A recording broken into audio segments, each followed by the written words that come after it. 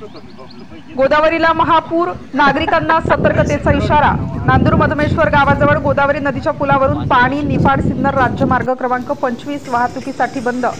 नाशिक जिल्ह्यातील पश्चिम पट्ट्यात सुरू असलेल्या सलग 3 ते 4 दिवसांपासून सुरू असलेल्या संततधारेमुळे नाशिक जिल्ह्यातील गंगापूर, कडवा, दारणासह विविध अशा 14 धरणातून विसर्गित केलेल्या पाण्याच्या प्रवाहामुळे नाशिक शहरासह गोदावरीला महापूर आल्याने नांदूर मधमेश्वर धरणातून गोदावरी नदीत पाण्याचा मोठ्या प्रमाणात 69,300 क्युसेकचा विसर्ग जायकवाडी धरणाच्या दिशेने झाल्याने निफाड सिन्नर राज्यमार्ग क्रमांक 25 वरील नांदूर मधमेश्वर गावाजवळील पुलावरून प्रचंड पाणी वाहत असल्याने वाहतुकीसाठी धोकादायक असल्याकारणाने खबरदारी म्हणून निफाड पोलीस स्टेशन व संबंधित यंत्रणेमार्फत हा रस्ता वाहतुकीसाठी बंद करण्यात येऊन पोलीस बंदोबस्त ठेवण्यात आला।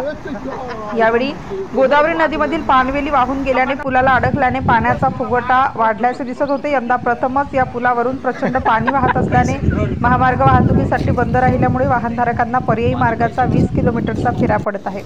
भविष्यात पुलाची उंची वाढवावी लागते की काय अशी नागरिकांमध्ये चर्चा होती। या मार्गावरून यूपी, एमपी, बिहार, गुजरात राज्यातील वाहने पुणे, कोल्हापूर, सातारा, सिन्नरला माल वाहतूक करत असताना नदीकाठच्या अनेक गावांचा संपर्क तुटला। पावसाच्या संततधारेमुळे कादवा, विनता, गोदावरी नदीपात्रातील पाण्यामध्ये होणारी वाढ लक्षात घेता गोदावरी नदीकाठावरील गावातील नागरिकांना प्रशासनातर्फे वारंवार सतर्कतेच्या सूचना देण्यात येत असून नागरिकांनी नांदूर मधमेश्वर धरण परिसर व इतर प्रभावित गावातील नदीकाठ, पूल परिसरात पाण्यात जाऊ नये असे आवाहन करण्यात येत आहे।